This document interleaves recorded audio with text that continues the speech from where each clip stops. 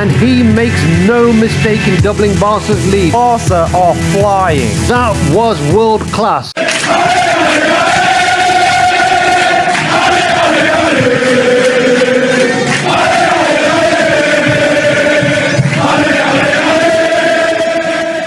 What's up, coolers, and welcome back to Barca Dream Team. And today we're going to be discussing last night's action after a 5-star performance from Barca against Real Betis. We've got a lot to cover in today's video, guys, so let's get started. But first, let's talk team selection, because Xavi put out a very strong lineup. It was nice to see João Félix and João Cancelo earn their first starts for Barca, and the switch to a 3 up front was refreshing to see, really, after the dominance of the box in midfield. Ferran got his first start of the season as Gundogan was benched because of a back injury picked up on international duty with the German national team. And João Félix, he didn't really play left wing, he was kind of coming inside at times, and Balde was responsible for keeping the width on that left wing. And it didn't take long for us to break the deadlock. 25 minutes in and we win the ball back high up the pitch. Keep an eye on Lewandowski here though. It's an off the ball run into the false 9 position that pulls the Betis defender out of position, opening the space in behind for João Félix. And how about that cross from Oriol Romeo? Pinpoint accuracy to find Félix. He's in on goal with only the keeper to beat. A tight angle in the end, but Félix puts Barca 1 to the good, scoring his first goal for the club. We know he's dreamed of playing for Barcelona, but scoring that goal in his home debut was something else. The relief, the excitement, the passion, it was all clear to see in his celebrations. Not long after that, it was a through ball by Andreas Christensen, and before you knew it, the dummy from Félix gets Lewandowski through on goal, and he makes no mistake in doubling Barca's lead. And it was a great match for Lewandowski on the night. 1 goal and 2 assists for him.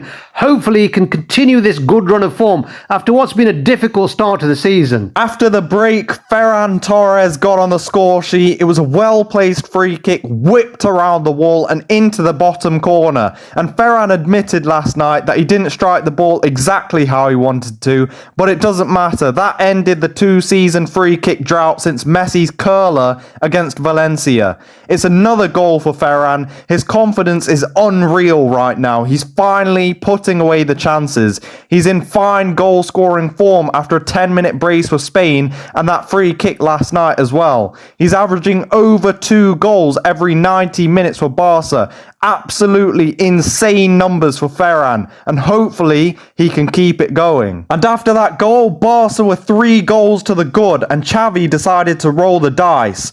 With one eye on the Champions League opener on Tuesday, Ferran, João Félix and Romeo made way for Rafinha, Lamine and Gundogan. And Rafinha didn't take long, did he? It was a clean strike of the ball, bottom right corner again, and Lamine Yamal was involved in the build-up too. And Barca are flying. 2 final subs for Xavi in the latter stages of the match. Alejandro Balde off for Alonso, and Christensen was rested for Inigo Martinez.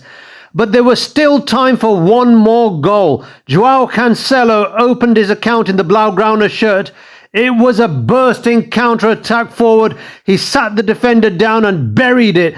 And what a celebration too, pointing straight away to the badge.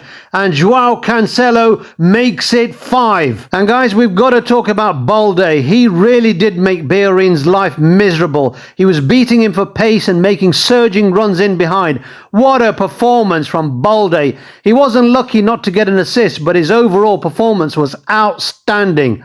And moving on to Jules Koundé, he had a solid game, and after Araujo's injury, Koundé's really cemented himself in the team at right centre-back.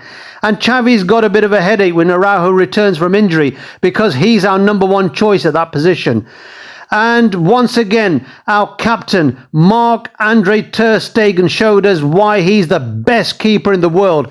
He didn't really have much to do in the first half, but once again, as he does, time and time again, he bailed us out with a couple of fantastic saves, thanks to his lightning-fast reflexes.